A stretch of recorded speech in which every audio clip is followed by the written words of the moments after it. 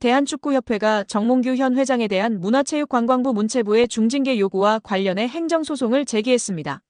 축구협회는 지난달 21일 서울중앙지방법원에 문체부 특정감사 처분 취소를 구하는 행정소송을 낸 것으로 1일 확인됐습니다. 문체부 처분에 대한 집행정지 신청도 포함됐습니다. 축구협회는 당시 정 회장을 포함해 다수 실무자 및 임원에게 문체부 징계를 내린 것을 받아들이기 어려운 부분이 있다면서 국제축구연맹 피파가 요구하는 협회 운영의 독립 자율성을 확보하는 차원에서 소송을 제기했습니다. 이로써 원점으로 돌아간 대한축구협회장 선거를 앞두고 변수로 꼽힌 정몽규 현 회장에 대한 중징계가 정부 요구 시한인 3일까지 내려지지 않게 됐습니다. 법원의 판단 이후 가리는데요. 축구협회 스포츠공정위원회도 지난달 23일 회의를 통해 문체부 처분을 두고 소송을 제기한 만큼 판결이 나오기 전에 정 회장의 징계건은 유보하기로 했습니다. 축구협회 정관상엔 자격정지 이상 징계 처분을 받은 사람은 임원이 될 수 없습니다. 문체부 요구대로 중징계가 내려지면 정 회장은 이번 선거에 나설 수 없습니다. 그러나 축구협회가 소송을 제기하면서 정 회장은 후보 자격을 유지하게 됐습니다. 앞서 축구협회는 문체부는 감사 결과 발표에 이의 신청했지만 받아들여지지 않았습니다. 문체부는 이달 3일까지 정 회장에 대한 중징계를 요구했습니다. 축구협회는 허 전 이사장이 제기한 선거 불공정성을 보완해 지난달 23일 선거를 치르려고 했지만 선거운영위원회 위원이 전원 사퇴하면서 원점이 됐습니다. 현재 선거운영위를 새로 꾸려 다시 선거 절차를 밟고 있는 상황입니다. 여기에 신문선 후보는 이날 취재진과 마주해 정몽규 후보는 애초에 자격이 없는 사람이라고 주장했습니다. 신 후보는 정몽규 후보가 협회 정관 제29조 제2항 7호의 후보 결격 사유에 해당한다고 봤습니다. 협회 정관에 따르면 사회적 무례협회나 대한체육회 및 그 회원단체로부터 징계는 받지 않았지만 임원의 결격 사유에 해당하는 유사 행위 등 그 밖에 적당하지 않은 사유가 있는 사람은 협회의 임원이 될 수 없다고 명시돼 있습니다. 신문선 후보는 정 후보가 문화체육관광부에서 발표한 협회 특정감사에서 중징계 문책 요구를 받았다는 사실을 짚으며 정 후보는 대한축구협회장 선거 후보자 자격이 없음을 스스로 인정하고 더 이상 회장 선거가 파행되지 않도록 결단 내려달라 요구한다. 협회는 중앙선관위 위탁이 되지 않는다면 선거가 투명하고 공정한 절차로 진행되도록 축구계가 인정하는 객관적이고 중립적인 인사들로 선관위를 재구성할 것을 요청한다라고 외쳤습니다. 한편 취재진 사이에선 김태규 대한배드민턴협회장도 사회적 무리로 인해 후보 결격자 판정을 받았다. 정몽규 회장에게도 같은 판정이 나와야 한다고 보는지라는 질문이 나왔습니다. 이에 신문선 후보는 국민들을 대상으로 누가 더 사회적 무리를 빚었나라는 여론조사를 해보자. 여론조사를 한다면 아마 정몽규 후보가 23배 정도 높을 것이다라고 꼬집었습니다. 또 신문선 후보는 만약 정몽규 회장이 당선된다면 문체부가 승인할까라고 되물으며 결국 검찰 수사 과정까지도 치닫지 않겠느냐라는 생각이다. 지난 12년 동안 협회를 이끌면서 작은 흠결이 있지만 명예스럽게 떠나는 모습도 기대하고 있다라고 전했습니다. 한편 신문선 후보는 허정무 후보와 마찬가지로 이번 선거를 중앙선거관리운영회에서 맡기를 희망하고 있습니다. 신 후보는 만약 중앙선거위에서 진행한다면 공정하고 투명한 선거가 진행될 수 있을 것이라고 내다봤다. 다만 위탁할 수 없는 돌발 상황이 발생한다면 어떻게 공정한 선거위를 새롭게 꾸밀지 검토 후 추가 입장을 밝히겠다고 예고했습니다. 여기에 대한축구협회가 신청한 특정감사 재심의가 기각됐습니다. 이에 따른 감사 후폭풍이 시작될 것으로 보입니다. 문화체육관광부는 2025년 1월 2일 대한축구협회가 신청한 특정감사 재심의에 대해 기각을 결정해 통지했다라고 밝혔습니다. 앞서 문체부는 27건의 위법 및 부당사항들에 대해 축구협회에 징계, 시정, 주의제도 개선 등을 요구했으며 합리적인 개선 방안을 마련하도록 통보했습니다. 축구협회는 이에 대해 재심의를 신청했고 문체부는 감사심의위원회를 개최해 7개 안건에 대한 심의 후 최종적으로 모두 기각했습니다. 재심의가 받아들여지지 않으며 축구협회는 1개월 내 징계에 대한 징계 의결 뒤 결과를 통보해야 하며 제도 개선이나 시정 조치에 대해서는 2개월 내에 문체부에 알려야 하는 상황입니다.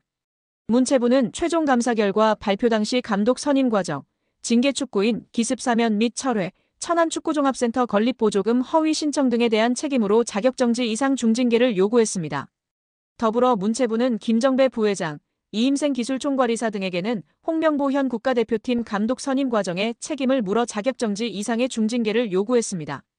이어 홍명보 감독에 대해서는 전력강화위원회를 통한 재선임을 통보, 계약 유지 혹은 해지 여부 등에 대해서는 협회의 자율에 맡겼습니다. 문체부 관계자는 이번 축구협회의 재심의 신청 기각에 대해 해당 내용을 다시 살펴본 결과 문제가 없다고 판단했다. 중징계 정몽규 회장, 김정배 부회장, 이임생 이사의 자격정지 이상의 징계와 관련해서 축구협회가 한 달 내로 통보해야 한다. 이후 문체부는 이행 여부를 들여다볼 것이다. 이행 감사 또한 이뤄진다라고 전했습니다. 축구협회의 감사 후 폭풍이 이어질 것이라고 알렸는데요. 문체부 관계자는 축구협회의 대한민국 천안축구종합센터 건립 관련 차입금, 실행과 보조금 집행과 관련해 국고보조금 부정수급이 있었다. 보조금 환수 절차를 밟을 예정이다. 보조금 56억 원 전체가 환수 대상인지 여부 또한 따져 물을 예정이라고 말했습니다. 이어 보조금 환수 절차와 함께 이에 따른 제재 과징금이 내려질 것이다. 과징금은 환수금의 5배이다라며 국가사업에도 배제될 가능성이 있다. 한 해 축구협회에 370억 원의 지원금이 나간다. 횟수가 늘어난다면 축구협회 예산에도 영향이 클 것이라고 덧붙였습니다. 또한 국회 국정감사에서 제기된 HDC 현대산업개발 직원의 부적정한 축구협회 파견 의혹 등에 대한 감사는 여전히 진행 중입니다. 문체부는 해당 감사 또한 곧 공개할 예정이라고 밝혔습니다. 이로 인해 축구계에서는 걱정이 이만저만이 아닌데요. 최악의 상황을 걱정하고 있습니다. 최악의 상황이라 함은 보조금 환수 절차와 함께 이에 따른 제재 과징금이 내려질 것이기 때문입니다. 과징금은 환수금의 5배이기 때문입니다. 이에 더해 축구협회에 지급되던 370억 원의 연간 지원금도 배제될 가능성이 높아지고 있습니다. 이 같은 조치는 재정적으로 궁핍한 축구협회 입장에서는 자칫 파산, 부도의 위기로 내몰릴 수 있다고 판단됩니다. 천안축구센터의 공사는 당연히 큰 차질이 예상되고 직원들의 급여 지급도 원만하지 않을까 걱정이 됩니다. 이번 사태에서 가장 중요한 주체는 바로 축구 팬들입니다. 현재 한국 축구는 리그든 A매치든 큰 흥행을 이어가고 있습니다. 그만큼 팬들의 목소리는 한국 축구 전반에 걸쳐 큰 영향을 미칩니다. 팬들이 지속해서 축구협회의 투명성과 책임을 요구할 때 문체부는 국민 여론을 바탕으로 더 강력한 제재의 명분을 얻을 수 있습니다. 피파도 자국 내 여론이 극도로 부정적일 경우 여론을 완전히 외면할 수는 없을 것입니다. 한국 스포츠가 나날이 흥행하는 가운데 팬들은 이들 스포츠의 최종 소비자입니다. 팬들이 없는 현대 스포츠는 상업적으로 성공하기 매우 힘듭니다. 정몽규 회장과 축협은 피파라는 든든한 후원자로 인해 시간을 더 벌게 되었습니다. 문체부는 한 발 물러나 그들이 스스로 개혁할 시간을 주었습니다. 그러나 팬들이 이를 지켜보고 있습니다. 제대로 된 개혁을 보여주든 자신 없으면 포기하든 결론은 나와야 합니다. 그렇다고 문체부의 감사가 맹탕은 아니었습니다. 축구협회의 아픈 곳을 제대로 찌른 부분이 있었으니 천안축구종합센터의 정부 보조금 유용 문제였습니다. 축구협회는 2021년 7월 천안센터 스타디움 건립에 정부 보조금 약 56억 원을 신청했는데 사무공간이 없는 곳으로 신청한 초안과 달리 문체부와 협의 없이 사무공간 건물을 따로 짓는 것으로 추후 계획을 변경한 것으로 드러났습니다. 문체부는 축구협회가 국고 보조금을 사실과 다르게 거짓으로 신청했다고 규정하고 보조금을 환수하는 것은 물론 보조금법에 따라 최대 5배의 과징금을 물릴 방침입니다. 이렇게 되면 축구협회는 최대 300억 원에 이르는 돈을 부담해야 하는 처지가 되는데 천안축구센터 건립을 위해 하나은행과 615억 원 한도의 대출 계약을 약정하는 등 이미 막대한 채무를 지고 있는 축구협회의 재정 상황에서 결코 가볍게 볼 일이 아닙니다. 정 회장이 남은 임기는 물론 사선 연임에 성공하더라도 큰 재정적 부담을 안은 채 축구협회를 운영해야 하는 상황에 몰리게 됩니다. 문체부 고위 관계자는 아직 국고 보조금 관련 어느 정도 과징금이 책정되는지 정확히 결정된 것은 없다. 원금 56억 원 전체를 환수할지 여부부터 심의해야 하는 상황이다라며 과징금의 정확한 규모에 대해서는 여지를 남겼다. 다만 정몽규 회장이 정부의 징계 조치에도 불구하고 사선 도전을 강행한다면 이른바 괘씸죄를 적용해 액수는 커질 수 있다는 전망도 나오고 있습니다. 박문성 축구 해설위원이 정몽규 대한축구협회 회장을 비판했습니다.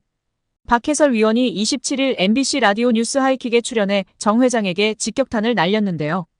박문성 축구 해설위원이 정 회장이 자진해서 사퇴하지 않는 이유를 두고 정 회장 마음속에 들어가 보지 않는 이상은 알 수 없다.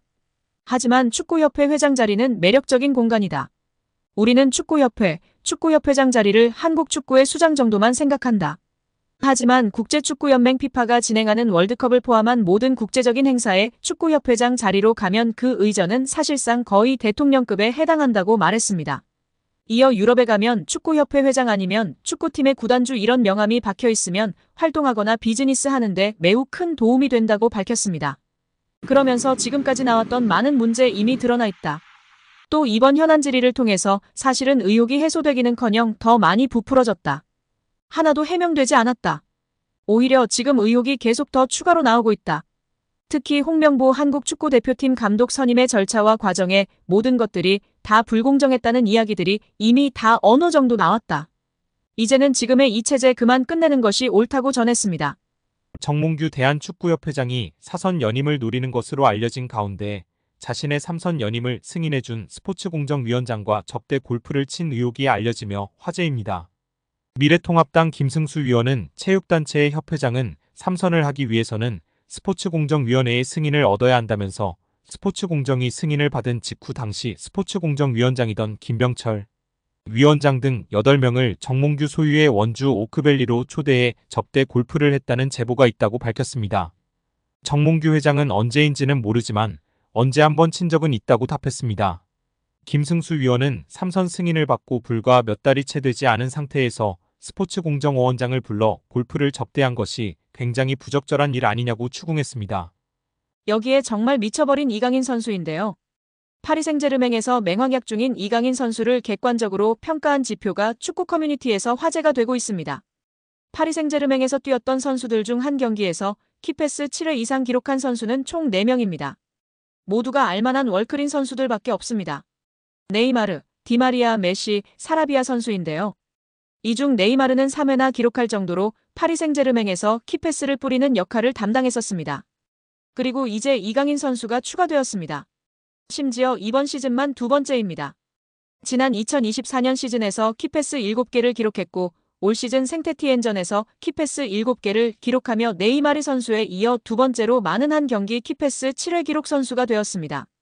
이강인이 수비 3명의 견제를 당하는 장면이 포착돼 프랑스 현지에서 화제가 되고 있습니다. 트리뷰나는 이강인은 랑스를 상대로 복잡한 활약을 펼쳤다. 경기 내내 상대 선수들에게 큰 고통을 겪었다. 3명의 랑스 선수들이 이강인을 포위하고 압박을 시도하기도 했다고 해당 사진을 공개했습니다. 이에 대해 한 팬은 이강인에 대한 데이베르 마차도의 파울과 그의 팀 동료들의 위협에도 PSG 선수들은 결속력이 부족한 모습을 보였다. 이강인이 경기 내내 명백한 공격을 당했음에도 불구하고 이강인을 보호하기 위해 오는 동료들이 없었다라며 PSG 선수들이 왜 이강인을 도와주지 않았는지 의문을 던졌습니다. 또한 프랑스 현지 150만 대형 축구 유튜버도 이강인만이 파리에서 공격적인 전진 패스를 하는 유일한 선수라며 극찬을 아끼지 않았습니다. 그는 개인 방송에서 이강인이 엄청나게 좋은 킬패스를 찔러주지만 그것을 골로 마무리할 수 있는 선수가 없다며 안타까워했습니다. 이강인만이 앞으로 전진하려고 노력하는 유일한 플레이어였고 파리 생제르맹의 활력소라고 극찬했습니다. 여기에 축구 통계 매체 풋몹에서 리그앙 1위를 달성한 이강인 선수의 소식을 전했습니다. 풋몹에 따르면 이강인은 20일 기준 프랑스 리그 1에서 큰 기회를 가장 많이 창출한 선수 빅찬스 메이커 1위로 올라섰습니다. 풋몹 통계에 따르면 이강인은 이번 시즌 리그앙에서 지금까지 총 11개의 기회를 창출해 가에탕 페렌과 함께 빅찬스 메이킹 공동 1위에 올라 있습니다. 그런 가운데 이강인은 도움 3개, 페렌은 5개를 기록 중입니다. 이강인은 올 시즌 PSG 핵심으로 활약하고 있습니다. 18경기 중 11경기를 선발, 7번을 교체로 출전했습니다. 6득점 3도움이라는 인상적인 활약을 보여주고 있습니다. 풋몹에 따르면 이강인은 6골로 팀 내 최다 득점 3위입니다. 또 득점과 도움을 합친 최다 공격 포인트도 9개로 3위입니다. 이어 팀 내 가장 많은 기회 창출을 만들어준 선수도 1위는 이강인입니다. 또 PSG 팬 선정 8월 이달의 선수, 이달의 골 8월, 11월까지 수상하며 팬들의 사랑도 많이 받고 있는 상황입니다.